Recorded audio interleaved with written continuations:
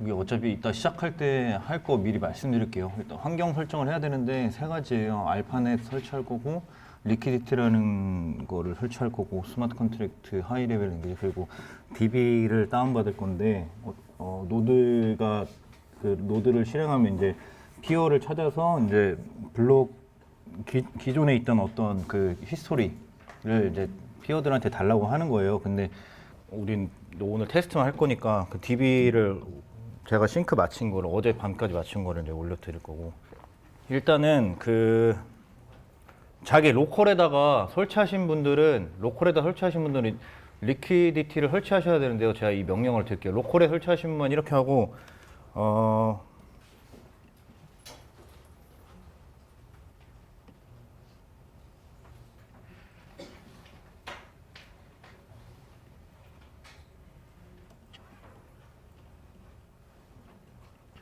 지금 카톡방에 로컬로 설치하신 분들 위해서 제가 그 명령어랑 링크 드렸고, EC2로 하신 분들은 어떻게 하시면 되냐면, 그 어차피 인스턴스 다시 저기 할 거니까 일단 본인 콘솔 들어가셔서 콘솔 그냥 인스턴스에서 기존 거 그냥 다 죽이세요. 이렇게 찍어가지고 종료를 눌러주세요. 종료. 인스턴스 종료 눌러주시고,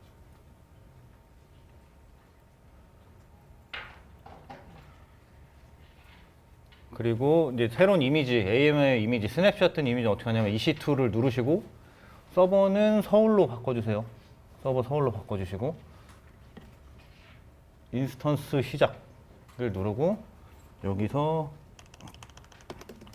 테조스를 검색하시면 밑에 커뮤니티 AMIS가 있을 겁니다. 거기서 이게 이제 저번 주에 그 올린 거고, 이거는 이제 스냅샷을 다 씌운 건데, 테조스 대시 알파넷 대시 리퀴디티 이거를 가지고 만들어 주시면 돼요.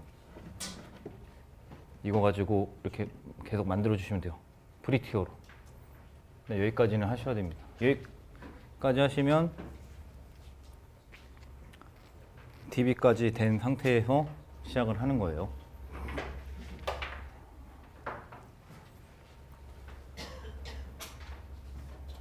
네, 여기까지 이해 안 되시는 분, 설명이 필요하신 분. 그 위에서 명령 그러니까 이게 오팜 그 스위치 인바이러먼트를 이렇게 설정하는 부분인데, 그러니까 기존의 그 스위치를 어떻게 만드느냐에 따라서 위에 명령으로는 끝날 수도 있고, 아무 리턴 값 없으면 그냥 이렇게 진행하시면 되고, 밑에 이제 인바이러먼트를 셋하려면 뒤에 뭐 대시 셋 스위치 이걸 넣어줘라 라고 이렇게 나올 수도 있어요. 그때는 그 밑에 거 치시면 돼요. 그러니까 제가 말씀드렸듯이 로컬에 지금 노드가 돌아가서 제가 잘 됐다고 하시는 분들은 이거 카톡방에 치신 대로 해주시면 되고, EC2로 하고 계신 분들은 방금 한 대로 이미지를 새로 아예 스냅샷 된 걸 다시 이해가 안. 네, 그러니까 저번에 이제 이미지 드린 거는 올린 거는 AMI 올린 거는 노드만 설치되어 있는 거고, 노드에 리퀴디티나 이런 거 다 설치 DB까지 올린 다음에 블록 싱크된 것까지 올린 다음에 그거 다시 스냅샷을 뜬 거라서 다시 받으셔야 돼요.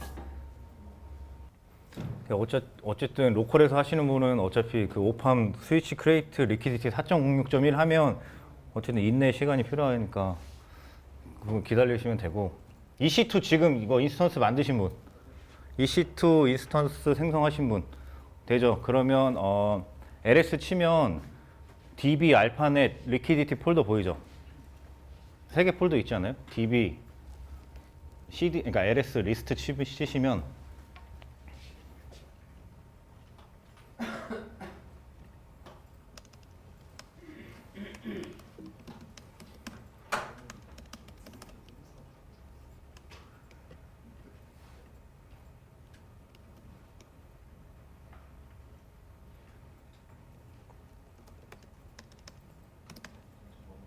아마 이렇게 3개 폴더 있을 거예요. 맞죠? 그리고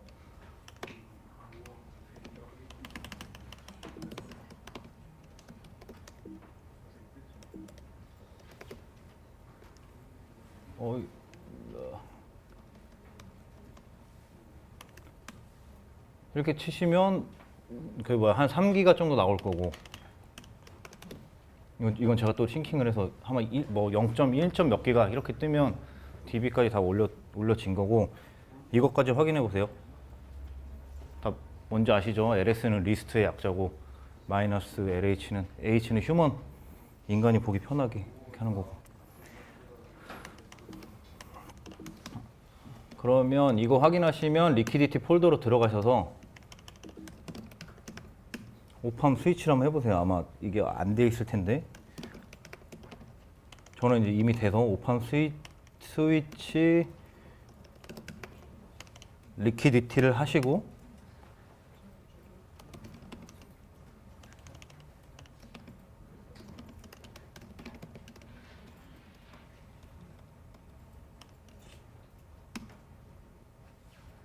아이고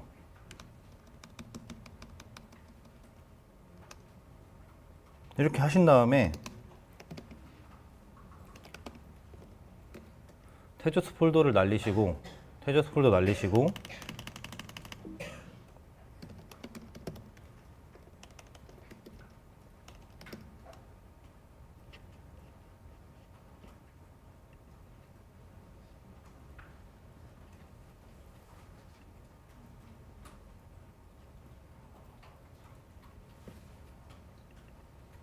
뭐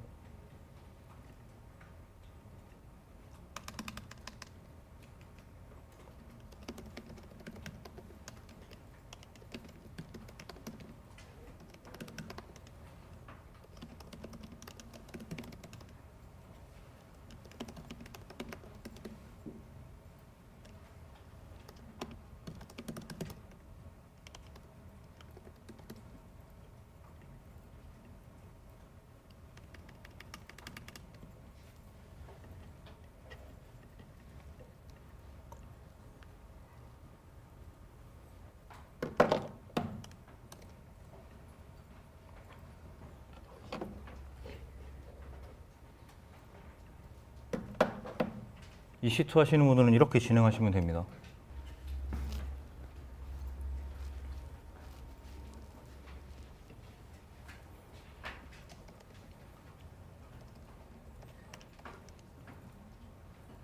뭐 이런 거 뜨시면 메이크까지 와서 이렇게 되면 잘 하신 거예요. 일단 EC2는 들어가서 이렇게만 하시면 돼요. 아, 인스턴스 시작할 때요? 네. 인스턴스 할 때 처음에 여기 처음에 EC2를 누르시고 인스턴스 시작을 누르실 때 내가 뭐 어쨌든 이미지를 갖고 시작하는 거잖아요. 맞죠? OS를 설정해야 되니까 그 맞는 플랫폼 이미지를 갖고 시작하는 건데 이렇게 검색을 하면 그러니까 제가 우분투를 이미지를 갖고 인스턴스를 만들어서 거기다가 이제 여러 가지 작업을 하고 그걸 이제 스냅샷을 뜬 거를 올려놓은 거예요. 그 환경을 그대로 카피 떠다가 이거를 선택하신 다음에 요거 알파넷 리퀴디티를 하면 그 환경 가지고 만들기 시작하는 거예요. 네, 거기서 시작하는 거예요. 직접 카톡방에 올려드린 명령어 해도 되는데 그러면 이게 뭔가 이렇게 저도 힘들고 여러분도 힘드니까. 자, 그렇죠. 키페어는 당연히 본인 걸로 쓰셔야죠. 예. 새로 만들 때 기존 키페어로 하시면 되고 저기 하실 때 들어가는 법은요. 여기 인스턴스 보시면 여기 눌러서 연결 누르면 리눅스는 이거 하시고 윈도우는 필요 없고 윈도우는 푸티 키젠으로 만드시면 되고 이거 그대로 치시면 돼요. 리눅스나 맥에서는. 근데 여기 앞에 루트 대신 우분투 쓰시면 됩니다.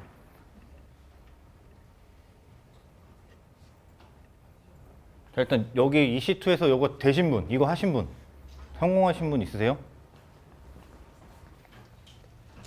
이거 아직 하신 분 없으세요? EC2에서? 제가 어제 인스턴스 5번 만들어서 한 건데. 안 되면 안 돼요. 제가 안 돼. 내가 안 돼.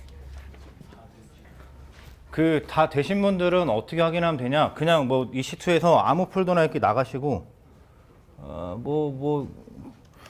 저기로 갈까요? 여기로 간 다음에,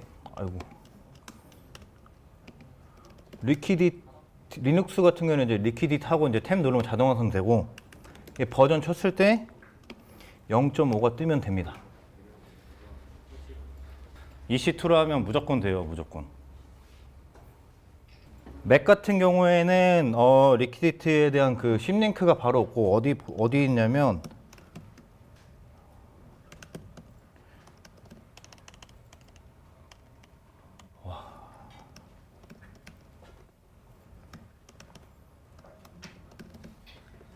아이고. 뭐 이런 식으로 이렇게 있거든요. 리퀴디티. 맥 같은 경우에는 이거 뭐 본인이 뭐 유저 빈에다가 넣으면 리퀴디티로 치면 바로 될 거고, 그거는 이제 편하신 대로 하시면 되고. 맥 하신 분들도 이렇게 한 다음에 버전 치셨을 때 0.5가 나오면 됩니다. 이거는 대시 두 개. 아 참.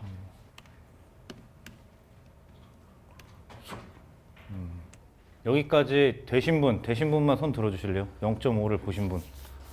메이크 빌드뎁? 빌드뎁 되고 있죠. 네. 뭐 96, 막 이렇게 98인가? 의존성 98개 정도 될 거고. 윈도우 같은 경우는 이제 쉘 이런 식으로 쓰시면 되고. 카톡방에 링크는 드렸어요. 윈도우로 EC2 그 쉘로 접속하는 법을 모르시는 분들이 있는 것 같아서 올려드렸고, 또 뭐 지금 안 되시는 분 질문. 그러면 EC2는 하고 계시고 로컬에서 지금 DB까지 다운되신 분들이 계실 거예요. 로컬에는 그 DB를 어디다 옮기냐, 로컬에 보시면 여기 루트에 여기 일로 이동하시면, 일로 한번 이동해 보세요. 일로 이동하시고 치시면, 제 걸로 보여드릴게요.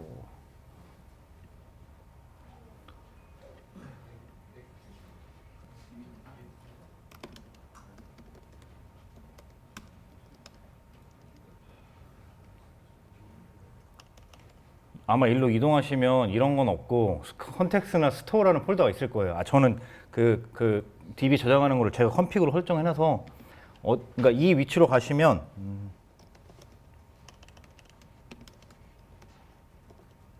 알파벳이라고 돼 있네. 뭐 이렇게 스토어랑 컨텍스트가 보일 거예요. 어디로 가시면 여기 일로 가시면 스토어랑 컨텍스트가 있을 거예요. 노드를 한번 로컬에 까신 분들도 노드 런을 해보셨을 거니까 그 여기에 아이덴티티 파일이 있을 거고 컨텍스트나 스토어가 있거든요. 컨텍스트나 스토어 날리시고 DB 안에 있는 컨텍스트나 스토어를 그대로 일로 옮기시면 돼요. EC2 그것 좀 다시. 네.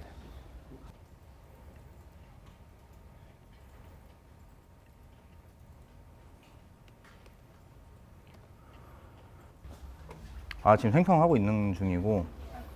근데 네. 키를 찾으라고 하는데 파티제 네. 여기서 유도 아까 만들 때 키페어를 다운로드 받으셔야 돼요. 그 인스턴스 생성할 때 여러분 이 리퀴디티 대시 버전 치고 0.5 나오면 된 거예요. 왜 됐는데 왜 이렇게 다들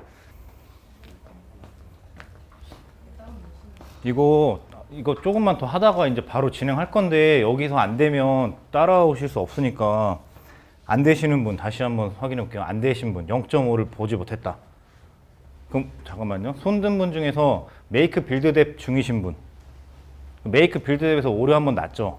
그럼 그 밑에 의존성 설치하라는 게 있을 거예요. 수도 apt 뭐 머큐리 이렇게 된 게 GMP든 뭐든 맥 같은 경우는 브루 인스톨로 이렇게 의존성까지 설치하신 분. 그러면 나머지 분들은 어디서 막히시는 거지? 그 풋디로 그 세션 설정하실 때 호스트네임 앞에 우분투 골뱅이 뒤에 DNS 퍼블릭 DNS 이름 쓰시는 거거든요. 여기서 퍼블릭 DNS 이름은 이거고 세션에서 호스트네임 앞에 여기 앞에 우분투 골뱅이 이렇게 하셔야 돼요. 우분투라서. 그러면 일단은 그 인터넷 AP 다시 키시고 접속하면 일단은 지금 접속 문제 말고는 어지간하면 다 되는 것 같아요. 지금 뭐 플랫폼 문제나 이런 건 없는 것 같으니까 쉬는 시간에 도와드리는 걸로 하고, 일단은 지금 시퀀스는 다 드렸으니까 그대로 진행해 주시면 되고, 그러면 지금부터 시작을 할게요. 그리고 로컬에서 DB까지 옮기시는 것도 다 아까 설명해 드렸으니까 안 되면 물어보세요. 쉬는 시간에 다 알려드릴게요. 그럼 지금부터 시작할게요. 일단 테조스 컨트랙트 타입부터 볼게요. 테조스에서 컨트랙트란 건 뭐냐면 어카운트를 더 일반에서 추상해서 컨트랙트라고 불러요. 어카운트 이퀄 컨트랙트인데 근데 좀 이게 문제는 그러니까 자기 맘대로 컨트랙트랑 또 어카운트를 분리해서 쓸 때가 있어요. 근데 중요한 거는 그 어카운트랑 컨트랙트랑 거의 동치다라고 생각하시면 돼요. 그래서 테조스는 스테이트풀 어카운트 모델이에요. 그러니까 어카운팅 모델. 그러니까 장부를 어떻게 관리하냐, 장부의 어카운팅 회계를 어떻게 하냐, 어카운팅 모델이라고 하는데 그 모델이 크게 두 가지가 있어요. 블록체인에서는 크게 두 가지가 있는데 그 비트코인을 쓰는 UTXO라는 모델이 있고 이더리움에 쓰는 스테이트풀 어카운트라는 모델이 있어요. 스테이트풀 하다는 건 뭐냐면 그 어카운트, 그러니까 DB의 레저의 각 사용자의 어카운트 해시랑 그러니까 딕셔너리 자료 구조로 어카운트에 밸런스가 얼마 있고 뭐 코드가 있고 뭐 이 사람이 어떤 컨택이 많다고 이런 걸 관리하는 거예요. 그러니까 스테이트들이 많잖아요. 되게 스테이트풀이 꽉 차 있잖아요. 그래서 스테이트풀 하다고 하는 거고 UTXO 모델은 말씀드렸다시피 그냥 돈의 꾸러미들이에요. 그러니까 내가 누군가한테 돈을 보낼 때 내 돈 꾸러미들이 자료가 몇 개 있는지 보고 자료를 모아서 돈 주고 하는 거예요. 그래서 UTXO의 장점은 그냥 보낼 때 뭉탱이만 모아서 그냥 보내면 되니까 패러렐하게 병렬 처리가 되게 쉽겠죠. 대신 이제 개발자들은 이제 뚝배기 깨지겠죠. 그걸 관리 다 해야 되고 UTX 긁고 막 이렇게 해야 되고. 근데 반면에 스테이트풀 모델은 개발자가 하기 너무 쉬운 거예요. 그냥 어카운트 들어가서 어카운트의 그 상태만 보고 그것만 관리하면 되니까 잔고가 있는지만 보고 돈 보내면 되고. 대신 문제는 이렇게 패러렐하게 하기 어렵겠죠. 일단 잔고가 뭐 어느 정도 다 맞으면, 그러니까 뭐 예를 들어서 잔고가 많이인데 뭐 10개씩 뭐 끊어서 보낼 수도 있겠지만 이게 그 예를 들어서 뭐 내가 9,000개를 보내고 그다음에 뭐 1,000개를 보내고 뭐 또 1,000개를 보내면 그 뒤에 1,000개는 보내면 안 되잖아요. 그러니까 근데 이게 블록체인에서는 이게 이게 싱크, 그러니까 동기적인 게 아니기 때문에 사실 트랜잭션 보낼 때 뭐가 먼저 도달할지 모른단 말이에요. 9,000개, 1,000개, 1,000개 보냈을 때 10,000개밖에 없었을 때 1,000개, 1,000개, 9,000개가 보낼 수도 있는 거고. 그러니까 순서를 보장할 수 없기 때문에 패러렐하게 하기가 되게 어려워요. 하면 되겠지만 나중에 합의하기가 엄청 어렵겠죠. 누군가는 1,000을 먼저 받고 누군가는 9,000을 받고 9,000도 9,000 앞에 1,000 받고 9,000 뒤에 1,000 받고 무슨 말인지 아시겠죠? 어렵다는 거예요. 그 패러렐 하기만. 그래서 스케일러빌리티는 오히려 UTX가 나은데 개발자들이 이제 진입 관리하기에는 훨씬 어렵다. 스테이트풀 어카운트 훨씬 쉽다. 이거 어카운트는 컨트랙트랑 같은 말인데 크게 두 종류가 있어요. 디폴트 어카운트가 있고 오리지네이티드 어카운트가 있어요. 디폴트 어카운트는 다른 말로 임플리시트 어카운트라고 해요. 사실 이 디폴트 어카운트라는 거는 그냥 말 그대로 그 토큰을 보유하고 있고 주고받을 수 있는 계정이에요. 그래서 그냥 다른 말로는 그냥 프라이빗 키랑 세큐리티 키, 그러니까 프라이빗 키의 그냥 쌍이라고 보시면 돼요. 그리고 다른 말로는 실행 가능한 코드가 없는 컨트랙트다.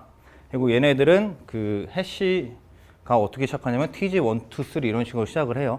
그건 아시죠? 그 블록체인에서 이런 키 페어를 만들 때 처음에 2에 256 그 필드에서 프라이빗 키를 랜덤하게 생성을 한 다음에 걔를 가지고 그 프라이빗 키에 대응하는 그 퍼블릭 키를 만들거든요. 뭐 프라이빗 키를 하나 랜덤하게 설정하고 거기서 이제 타운 곡선 알고리즘이라는 걸 해서 이렇게 막 이렇게 해가지고 퍼블릭 키를 만들어요. 퍼블릭 키도 겁나 깁니다. 근데 그거를 사람이 보기에는 터질 거야. 머리 터지고 아프니까 그걸 또 해시를 해요. 그 플랫폼마다 뭐 이더 같은 경우는 뭐 0x 어쩌고저쩌고 뭐 이런 거 있잖아요. 그 해시 돌린 게 우리가 보는 뭐 비트코인도 뭐든 그거의 주소예요. 그래서 이거는 사실 퍼블릭 키가 아니고 퍼블릭 키를 가지고 만든 퍼블릭 키 해시예요. 해시를 또 앞에 뭐 잘라가지고 사람이 보기 편하게 만든 거고. 그리고 그 보통은 이제 뭐 비트코인은 이더리움이든 퍼블릭 키 해시 앞에 뭐 이런 어떤 그 프리픽스 같은 걸 달아가지고 어떤 알고리즘을 구분하거든요.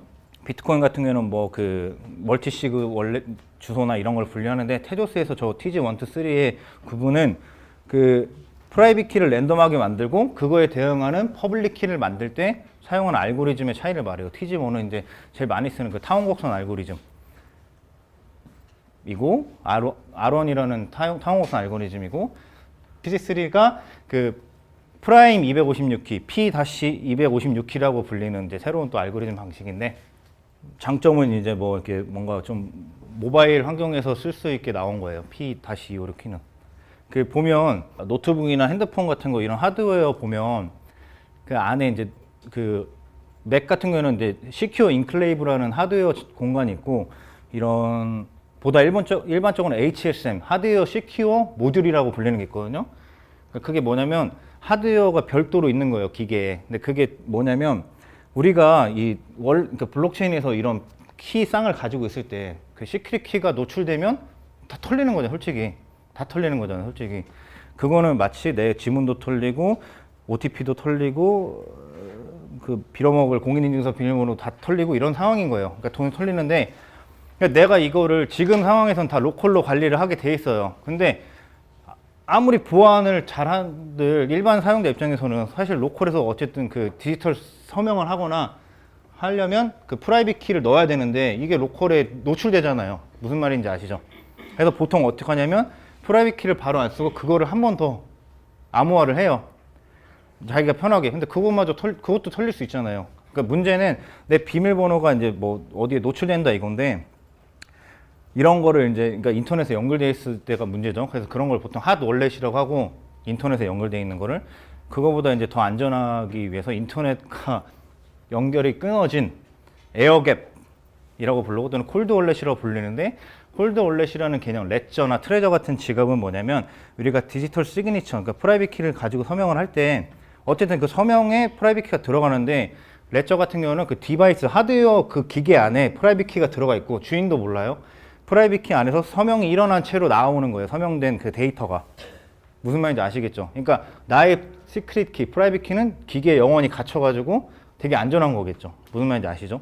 물론 걔네들도 결국에는 그 하드웨어 키를 관리하는 뭐 그 니모닉 시드라는 게 있어가지고 결국 하드웨어도 잃어버릴 수 있으니까 그거를 복원할 또 뭐 시크릿 키가 있긴 하는데 결국 모든 보안은 결국에는 사람 머리 안이 가장 안전하긴 하죠. 그 피지컬한 어떤 종이나 이런 거. 그건 어쩔 수가 없는 거예요. 모든 것 어쨌든 복원을 우리가 생각하려면 나중에 복원을 하려면 결국 이거를 어떤 백업할 어떤 키가 필요한 건데 그건 어쩔 수 없는 거고. 다시 돌아와서 저 TG3 같은 경우는 뭐냐면 이런 우리 그 기기에 들어가는 그런 하드웨어 장치에 들어가게 될 그거에 호환되는 그런 어떤 API 이런 거가 지원되는 키라고 보시면 돼요. 그 맥북 뭐 13인치 터치바 모델 같은 거 보면 그 디지털 시그니처 하는 그 API가 있어요. 그 SDK에. 그 말은 뭐냐면 맥북 안에 맥 OS가 돌고 그게 안에 시큐어 인클레이브가 따로 있거든요. 하드웨어. OS가 아예 달라요. OS도 이 시큐어 인클레이브 안에 뭔가를 건드릴 수가 없어요. 그 말은 즉슨 맥 OS도 모르는 어떤 그 하드웨어 공간에 키가 있어가지고 굉장히 안전하게 할 수 있다는 거겠죠.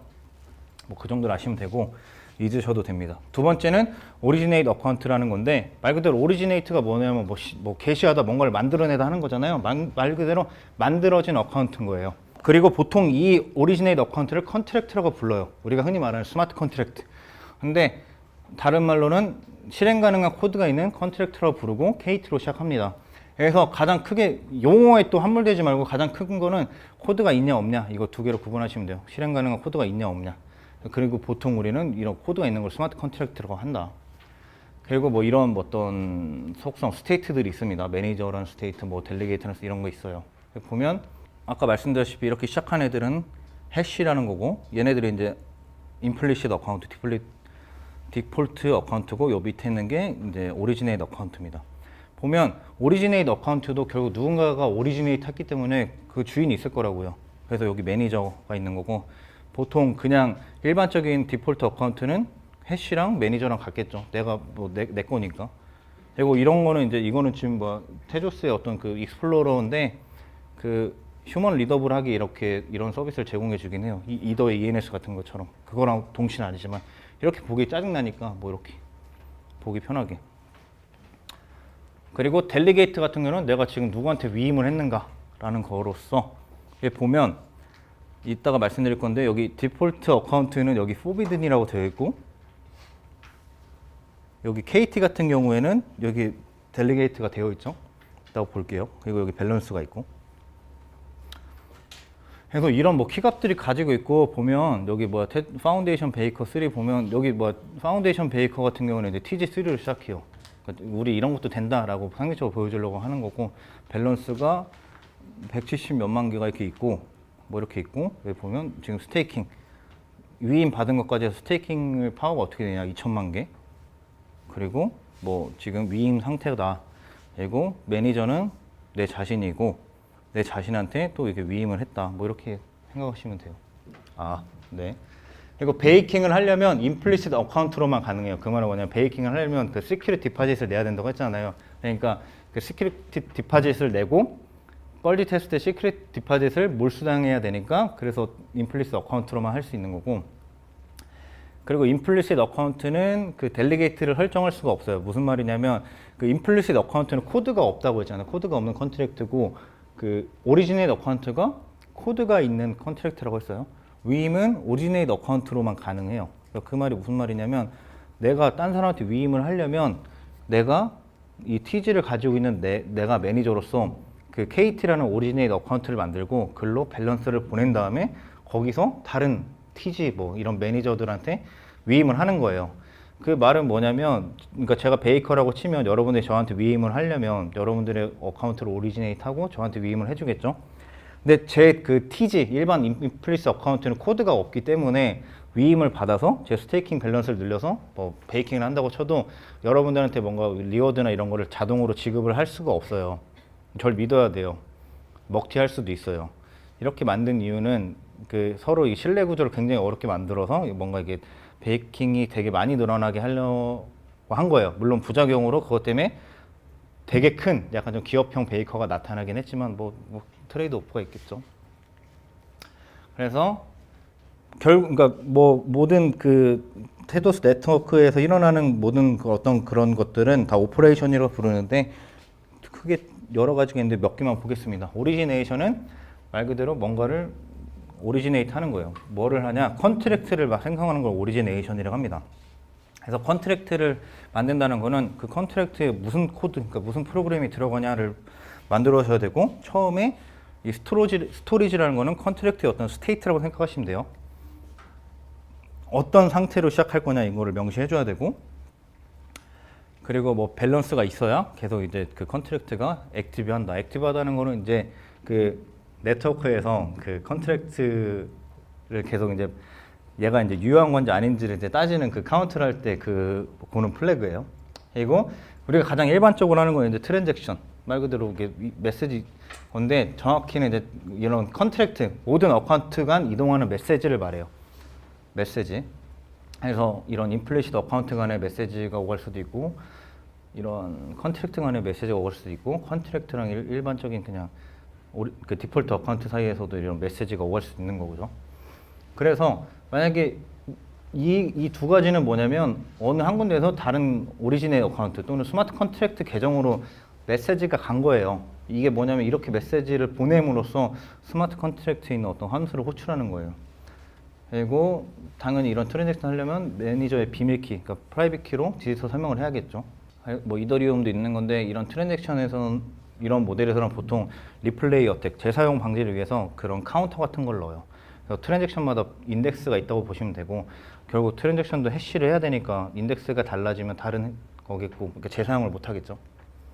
자, 랭귀지, 스마트 컨트랙트 랭귀지는 네이티브 랭귀지, 다른 말로 이제 스마트 컨트랙트에서 그러니까 가장 그러니까 직접 돌아가는 게 뭐냐? 그러니까 테드스 버추얼 머신에서 돌아가는 언어이고 다른 말로 컴파일 타겟이라고도 불려요. 그게 미켈슨입니다. 미켈슨이고 미켈슨은 DSL 도메인 스페시픽 랭귀지예요. 오토메이티드 에스크로를 위한 도메인 스페시픽 랭귀지예요. 어떤 제너럴 퍼포즈가 아니라 범용이 아니라 그리고 스택 기반의 언어고 굉장히 그 엄격한 타입 시스템을 가지고 있습니다. 그리고 포멀 베리피케이션을 지원하고 2세대 오류를 검증하고 그리고 되게 좋은 게 이게 VM에서 직접 돌아가는 코드인데 그래도 이런 하이 레벨 컨스트럭터가 있어요. 이런 람다나 이런 리스트 같은 거를 지원해줘요. 이더리움 같은 경우에는 그 솔리디티나 바이퍼 같은 걸 짜고 컴파일하면 그 이더리움 바이트 코드가 나오는데 그거 읽기 되게 어렵잖아요. 그래서 뭐 문서를 보면 휴먼 리더블 하다고 합니다. 뭐 네, 제가 봤을 때 훌륭한 사람들만 읽을 수 있는 것 같아요. 이거 보면 누가 읽겠어요, 이거를. 그러니까 사람이 읽을 수 있는데 훌륭한 사람들은 읽을 수 있다. 되게 어려운 이거는 굉장히 단순한 거고 나중에 볼 건데 뎁스가 되게 깊어요. 근데 아무튼 뭐 혹시 뭐 이런 거 뭐 리스프 한번 해보신 분 계세요? 없으시죠? 뭐 CAR, CDR, DOP 이런 거 뭔지 모르시죠? 몰라서 해도 돼요. 그리고 이게 이제 그러니까 훌륭한 사람들은 이거 쓰면 되고 내가 좀 그렇게 훌륭하지 못하다 뭐 이렇게 어렵다 하면 하이레벨 랭귀지가 있습니다. 우리가 할 게 오늘 리퀴디티고 하스켈도 미니 컴파일러가 있고 파이라고 지금 개발 중인 게 자바스크립트 비슷한 언어가 있고 에르고라는 언어가 있는데 이거는 이제 그 테저스 재단에서 그랜트가 나오는데 클로저라는 회사가 있어요. 전 세계 뭐 40개 로펌이랑 뭐 R3랑 IBM 등 참여해서 얘네들이 하려는 게 뭐냐면 테저스에만 익스클루시브한 프로젝트는 아닙니다. 얘네들이 하려는 거 뭐냐면 법적인 구속력을 가지는 스마트 컨트롤을 만들려고 하는 거예요. 그래서 법률에 특화된 어떤 도메인 스페시픽 랭귀지를 만드는 작업을 하고 있어요. 근데 이 에르고라는 언어를 미켈슨으로 컴파일하는 컴파일러를 만드는데 대충 그 보조금이 나가서 아마 조만간 그 컴파일러가 생겨서 뭐 우리 미래는 어떻게 될지 모르죠. 나중에 뭐 모르잖아요. 변호사가 이렇게 공증을 해가지고 이 스마트 컨트랙트는 법적인 가치가 있다라고 할 수도 있는 거고 나중에 재판에서 뭐 판사가 스마트 컨트랙트 좀 봅시다라고 할 수 있는 세상이 올 수도 있겠는데 그렇게 된다면 뭐 되게 흥미롭겠죠. 뭐 그런 게 있습니다. 그다음에 테조스에서는 스마트 컨트랙트라는 그런 워딩보다는 오토메이티드 에스크로라는 용어를 되게 많이 써요. 아니면 오토메이티드 비즈니스 로직. 그러니까 뭐냐면, 그러니까 뭐 스마트 컨트랙트는 어때야 된다, 어떤 최고의 스마트 컨트랙트 언어는 과연 무엇인가라는 고민을 바로 대답하기란 쉽지 않은 거고, 그러기 위해서는 우리가 당연히 스마트 컨트랙트는 뭐 해야 되냐, 스마트 컨트랙트가 과연 무엇을 해야 되는 거냐라는 어떤 정의가 당연히 있어야겠죠. 그런 정의에 따라 이게 스마트 컨트랙트에 적합한 언어다라는 게 당연히 비로소 나올 수 있겠죠. 그리고 또 한 가지 더 고민해야 될 거는 이 스마트 컨트랙트라는 걸 누가 작성하게 할 거냐, 누가 써야 될 것이냐, 그런 거에 따라서 당연히 어떤 언어가 스마트 컨트랙트 언어여야 하는가라는 질문이 비로소 될 수 있겠죠. 이런 고민 없이 그냥 스마트 컨트랙트 언어는 이래야만 돼라고 하긴 어렵겠죠. 이런 두 가지 어떤 그런 고민이 해결돼야 어떤 언어가 스마트 컨트랙트를 위한 언어가 무엇인지를 우리가 대답할 수 있을 겁니다. 그래서 뭐 이더리움이랑 테조스를 비교를 하면 이더리움 같은 경우는 이게 무엇이 옳다고 하는 게 아니라 관점의 차이예요. 이더리움은 보편적인 그러니까 월드 컴퓨터를 애초에 목표로 하고 나왔어요. 고양이 게임 이런 것도 만들 수 있도록. 그래서 솔리디티 같은 언어는 제네럴 범용 언어입니다. 그 솔리디티라는 이더리움의 스마트 컨트랙트 랭귀지는 그 자바나 자바스크립트, C++를 좀 매우 닮았어요. 물론 그렇기 때문에 매우 쉽고 진입장벽도 없고 그래서 누구나 다 앉아서 금방 짤 수가 있어요. 뭐 그게 나쁜 점은 아닙니다만 하지만 그것 때문에 많은 문제가 있었어요. 누구나 할 수 있어서. 그래서 뭐 이더리움에서도 그런 문제점을 인식하고 이더리움에서도 펑셔널 랭귀지를 만들었어요. 하이레벨 그 바이퍼라고 하는데 잘 안 써요. 어려우니까. 해봤잖아요. 펑셔널 랭귀지 하면 솔직히 어렵잖아요. 그리고 테조스 같은 경우에는 오토메이티드, 그러니까 스마트 컨트랙트는 복잡한 게 아니라 굉장히 단순한 간단한 비즈니스 로직만이 올라가는 게 맞다라고 생각을 하고 실질적인 특히 법적인 이런 컨트랙트를 디지털화한 거라고 생각하기 때문에 굉장히 그 심플하고 그래서 도메인 스페시픽한 랭귀지를 씁니다. 그리고 뭐 스페셜라이즈 디벨로퍼를 위한 거다. 물론 단점이 있겠죠. 장단점이 있겠죠. 얘는 더 안전하고 군더더기 없지만 얘는 쉽고 뭐 둘 다 어쨌든 튜링 컴플리트한 건 둘 다 마찬가지. 둘 다 모든 프로그램 다 짤 수 있어요. 근데 모든 프로그램 짤 수 있는데 얘는 더 쉽게 짤 수 있고 얘는 이제 뚝배기 터질 거고. 그리고 뭐 스페셜이냐 N이냐 하는데 사실 뭐 건방진 얘기기도 하죠. 이거는 뭐 스페셜라이즈드 디벨로퍼를 위한 건데 아무도 안 써. 그 뭐가 스페셜라이즈? 그냥 아무도 안 쓰는 거예요. 지금 그런 상황인 거고. 이더리움 아무나 씁니다. 문제 겁나 많습니다. 다 할 수 있어요. 근데 그러니까 장단점이 있는 거예요. 여러분들도 뭐 리눅스보다 윈도우, 맥 이런 거 쓰잖아요. 똑같은 겁니다. 그냥 생각할 거리를 던져주는 거예요. 뭐 이더나 뭐 EOS는 완전히 동일한 거 아니지만 디피니티 이런 것들은 뭐냐면 결국 이제 프론트엔드 유저 입장에서는 뭐 브라우저든 뭐 웹이든 그 PC로든 그 브라우저를 통해서 노드, 블록체인 네트워크에 존재하는 노드에게 어떤 서비스를 리퀘스트를 하는 거예요. 브라우저에 뭐 DB나 CPU 이런 게 있는 게 아닙니다. 노드들이 다 DB, 데이터랑 어떤 그 자신의 어떤 컴퓨팅 자원을 이용해서 서비스 리퀘스트에 대한 그 리스판스를 하는 거예요. 근데 POW 같은 계열은 뭐냐면 이런 계산을 동시다발적으로 하잖아요. 무슨 말인지 아시죠? 그러니까 그러니까 POW 해시 퍼즐을 풀기 위해서 모두가 경쟁을 하는데 동일한 연산이 여러 노드에서 다 발생을 하잖아요. 굉장히 비효율적이라고요. 그러니까 결국 프론트 엔드 입장에서 유저 입장에서는 뭔가를 처리해달라고 했는데 이 처리를 겁나 많은 여러 명이 하고 그 중에 한 명이 선택돼서 퍼즐 빨리 푼 사람이 되는 거니까 이거 굉장히 낭비잖아요. 그래서 어떤 관점을 취했냐, 이게 옳다는 게 아니라 어떤 관점을 취했냐, 프론트 엔드 딴에서 할 수 있는 건 다 해버리고 여기 블록체인은 굉장히 소중히 다뤄야 될 기술이고 블록체인의 데이터는 굉장히 비싸고 컴퓨팅 리소스도 굉장히 비싸니까 단순한 로직만 넣자, 최소한의 비즈니스 로직만 넣자라는 접근인 겁니다. 그래서 뭐 이런 구분이 있어요. 오프체인이랑 온체인 컴퓨테이션의 문제가 있는데 블록체인은 기본적으로 매우 느려요. 뭐 이렇게 막 TPS 주장하는 그 프로젝트는 솔직히 진짜 그 말도 안 되는 거예요, 진짜. 핵을 쓸 수 있죠. 탈중앙을 버리고 노드 막 20 몇 개로 줄여가지고 그렇게 했는데 TPS 안 나온 거 그건 말이 안 되는 거예요. 그게 느린 게 웃긴 거예요. 물론 누군가는 그렇게 해야 된다라고 주장하는 사람도 있습니다. 이건 관점의 차이예요. 근데 제 생각은 블록체인은 그렇게 나온 게 아니에요. 신뢰를 형성하는 방법에 대한 고민에 대한 답이었기 때문에 블록체인의 데이터 매우 비쌉니다. 그래서 온체인이나 오프체인 연산의 구분이 필요해요. 뭐 이런 거 있죠. 이게 좋고 나쁜 예가 뭐냐. 뭐 스퀘어 루트 연산은 되게 오래 걸리는 거 아시죠? 그러니까 이 컨트랙트에 그러니까 블록체인 DB에 이런 함수를 넣고 앱에서 이런 구의 스퀘어 루트가 뭐냐라고 물을 수도 있는데 컨트랙트에는 x랑 y 두 개를 주고 x의 곱이 제곱이 y랑 같냐라고 물어보는 거예요. 체인 바깥에서 스퀘어 루트 한 결과랑 그거에 답을 넣고 이거에 검증만 한다는 거죠. 물론 이건 굉장히 단순화시킨 예입니다. 이런 게 되게 많아요. 이런 비대칭적인 연산은 되게 많습니다. 컴퓨테이션 하기는 그러니까 그 계산에 하는 비용이 훨씬 비싼 거죠. 검증에보다. 무슨 말이냐면 어레이 소팅하는 거 계산 되게 오래 걸리는데 검증 되게 쉬워요. 그냥 한번 쫙 ON으로 읽으면 끝나잖아요. 맞죠? 맞잖아요. 그리고 암호학적인 연산들, 해시 퍼즐 푸는 것도 이 해시가 제대로 됐는지 그냥 해시 함수 한번 돌리면 그만이에요. 근데 이 해시를 계산하기 위한 과정은 엄청 어렵죠.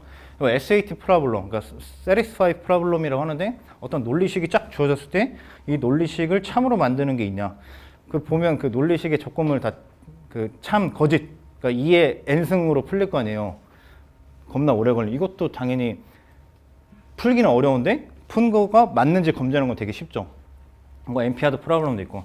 그러니까 그래서 무엇이 필요하냐, 어떤 게 이제 남아 있느냐. 그러니까 어떤 블록체인을 위한 프로그램이 주어졌을 때 이를 오프체인에서 하는 계산과 온체인에서 하는 어떤 그런 검증 이렇게 분리하는 게 어느 정도 필요하다. 지금 이 영역은 그러니까 지금은 개발자들의 책임으로 다 몰려 있어요. 지금은.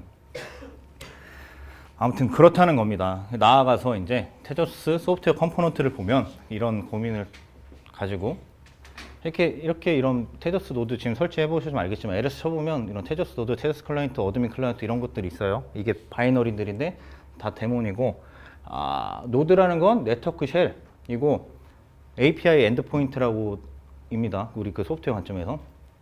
클라이언트는 그냥 라이브러리예요. 클라이언트는 노드한테 쿼리를 던지는 거고 그러한 라이브러리들, 그러니까 그런 펑션들이 모아져 있는 거고 그런 클라이언트 안에 그러니까 사실 원래 또 어떻게 보면 라이브러리죠. 그냥 빌트인 원렛이 있는 거고. 그래서 여기 네트워크에 이런 노드들이 피어 네트워크를 구축하고 각자 어떤 이런 데이터베이스를 가지고 있어요. 블록체인이라는 데이터베이스를. 그리고 맨풀이라는 것도 갖고 있는데 맨풀이라는 거는 이제 트랜잭션들을 받았을 때 이제 아직 처리 안 된 애들을 관리하는 그런 풀을 말하는데 그래서 이 노드 사이에 트랜잭션이랑 블록이랑 그리고 테저스 같은 경우는 프로토콜, 해시도 같이 옮겨지는데 이런 라이브러리라고 불리는 어떤 클라이언트, 어드민 클라이언트는 클라이언트보다 조금 더 많은 걸 할 수 있다고 보면 되는데 개발자로서는 거의 쓸 일이 없습니다. 이렇게 서비스를 리퀘스트하고 노드가 대답하는 구조예요. 여기서 이게 RPC고. 해서 그리고 이제 델리게이트는 이제 그 합의 과정에 참여하기 위해서 그 스테이킹을 통해서 블록 프로세싱을 하는 거고 얘네들도 이게 노드랑 주고받으면서 합니다. 베이킹을 하지 않으면 뭐 쓸 일이 없어요. 그래서 일반 사용자 입장에서 보면 뭐 웹이든 모바일이든 결국 프론트엔드 입장에서는 센트럴라이즈한 기존의 어떤 아마존 AWS를 쓰든 구글을 쓰든 뭐 뭐를 쓰든 블록체인을 쓰든 결국 사용자 입장에서는 그냥 서버예요. 사용자 입장에서는 솔직히 블록체인이든 뭐든 뭔 상관이요. 나는 내가 하고 싶은 거 하면 되는데 몰라요. 신경 안 쓸 거라고요. 근데 이 프론트엔드에서 뭔가 했을 때 어디로 가느냐. 그러니까 블록체인은 지금 이런 구조라는 거예요. 그러니까 그래서 이런 것 때문에 블록체인이 느려서는 느려 터져서 사용할 수 없다라는 얘기가 되는데 뭐 솔직히 모르겠어요. 그러니까 그런데 안 쓰면 되는 거지. 그렇게 필요할 때만 쓰면 되는 거기 때문에 라고 생각을 하기 때문에 뭐 예를 들어서 뭐 블록체인으로 뭐 FPS 게임 하겠다는 사람이 나오면 솔직히 죽여버려야 됩니다. 그래서 네트워크가 있는데 세 가지 종류가 있어요. 아직 이더리움처럼 그런 이더리움 같은 경우는 가나슈나 뭐 이런 트러플 같은 그런 개발 환경이 되게 잘 있어서 로컬로 되는데 아직까지 로컬 개발 환경은 없고 이런 공개된 네트워크가 있는데 메인넷, 알파넷, 제로넷이라는 게 있어요. 메인넷은 베이커가 꽤 많죠. 지금 456명이 매번 매 사이클마다 자기가 베이킹할 그거 스케줄을 기다리고 있는 거고 노드는 꽤 많아요. 노드랑 베이커의 차이가 뭔지 아시겠죠? 노드는 피어 네트워크의 한 어떤 네트워크 그 토폴로지 상의 어떤 한 점인 거고 베이커는 그 노드에 바인딩 돼서 노드가 주는 어떤 블록이랑 트랜잭션을 받아 먹고 뭐 내가 그 베이킹 스케줄을 계산하고 베이킹을 하고 이렇게 하는 거예요. 라이브 네트워크고 그러니까 우리가 개발 데브 이런 거랑 봤을 때 이게 프로덕션 코드인 거죠. 그리고 진짜 태지가 들어갑니다. 여기서 이제 잃어버리면 끝나는 거고. 알파넷은 그 메인넷의 테스트넷인데 메인넷의 어떤 피처는 그대로 따라가요. 그래서 모든 업데이트는 다 그대로 반영이 되고, 그러니까 어떻게 생각하시면 되냐면 메인넷에 출시하기 전에 미리 이제 시험하는 거예요. 그 피처는 다 똑같고. 그래서 이제 다른 말로 이제 스테이징, 그러니까 미리 배포하기 전에 하는 거고, 가짜 테조스고, 제로넷은 알파넷 보면 메인넷 피처가 블록이 1분마다 생성되고 뭐 사이클이 4096블록이 이러니까 좀 크잖아요. 실제 테스트하기 어려우니까 그걸 좀 축소해서 뭐 블록 인터벌을 한 20초로 뭐 줄이고 뭐 이렇게 해가지고 좀 더 이제 편하게, 그러니까 테스트하기 조금 더 그 하게 하는 거고, 이거는 약간 코어 디벨로퍼들은 아직 검증된 게 없고 정말 실험 단계에 있는 것들이 여기 올라가요. 그러니까 근데 뭔가 테스트를 하기 위해서 이제 그 피처들을 줄여서 했기 때문에 거의 쓸 일이 없습니다. 뭐 이렇게 네트워크가 있고, 프라이빗은 아니죠. 왜냐면 퍼미션이 필요 없으니까. 프라이빗하다는 거는 노드로 참여하기 위해선 퍼미션이 필요하다는 건데 그렇진 않죠. 공개된 거인데 사람이 적은 거기 때문에 물론 일반적인 관점에선 지들만 아니까 프라이빗일 수도 있어요. 이 득보는 프라이빗이라고 하는 거라고 하시는 것 같은데 득보라고 해도 누구나 들어갈 수 퍼미션 없이 들어갈 수 있으면 퍼블릭이긴 하죠. 그런 건 아니에요. 우리가 지금 알파넷 노드 돌리고 있잖아요. 지금 EC2로 저도 돌리고 있고 퍼블릭인 거죠. 퍼블릭. 누구나 허락 없이 들어갈 수 있잖아요. 근데 뭐 이게 뭔가 우리만 안다라는 관점에서는 프라이빗한데 테크니컬리 퍼블릭인 거죠. 그 메인넷에 적용되는 뭐 정책 변경이나 이런 게 알파넷에서 테스트를 하고 메인넷에 올라간다고 했는데 네. 사실 알파넷 돌리는 거에 대한 보상이 전혀 없으면 그런 걸 테스트를 못할 수도 있는 거 아닌가요? 그래서 그렇죠. 7개 노드가 있는데 네. 사람들 테스트하고 망해가지고 예를 들어서 그렇죠. 그건 뭐 어쩔 수 없는 거죠. 그러니까 그래서 이거는 일부 약간 좀 열정적인 긱들, 덕후들이 많이 하고 있고, 그러니까 아직 득본대 하는 그 초기들 항상 이게 퍼스트 펭귄들이 있는 거고, 재단도 자기들 목적을 위해서 항상 돌아가고 있겠죠.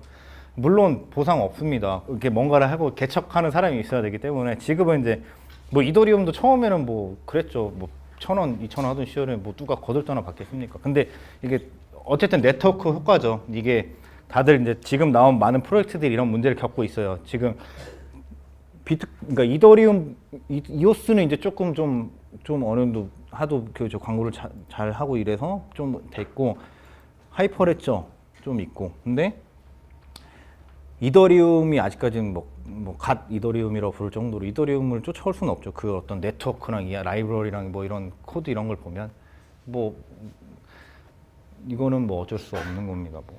그래서 저희가 여러분들 중에서 혹시나 이 수업을 듣고 오카멜 배우는데 뭔가 좀 해보고 싶다, 뭔가 아쉽다, 그냥 뭔가 그래도 뜻이 있으면 저희가 신청서를 받을 거예요. 한 팀에서 두 팀을 받을 거고, 어느 정도 그 한 달 정도 약간 좀 뒤쳐져서 그러니까 뒤쳐져서 따라오는 거기 때문에 어드밴티지를 줄 거예요.